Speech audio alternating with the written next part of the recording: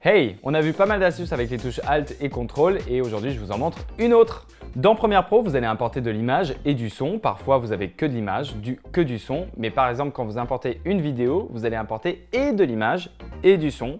Et ces deux pistes-là sont liées entre elles. Vous avez en fait deux éléments pour le prix d'un.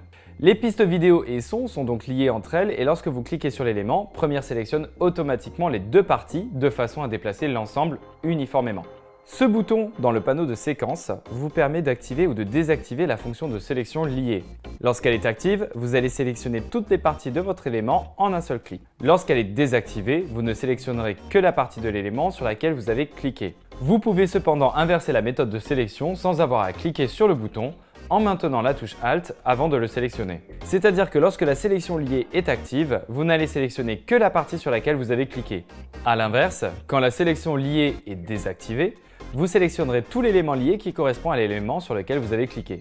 Dans mon cas, j'ai toujours la sélection liée activée et je vais appuyer sur la touche Alt pour sélectionner uniquement la partie qui m'intéresse. À partir de là, vous allez pouvoir déplacer uniquement la partie son de votre élément par exemple, mais elle sera toujours liée à votre vidéo. C'est pour ça que Premiere Pro affiche une nouvelle information sur l'élément qui est le temps de décalage entre les deux. Vous pouvez rompre le lien de ces deux parties avec un clic droit puis rompre le lien. Les deux éléments sont désormais indépendants l'un de l'autre. Et si tu vas sur mon profil, il y a plein d'autres astuces avec les touches Alt et CTRL dans Premiere Pro.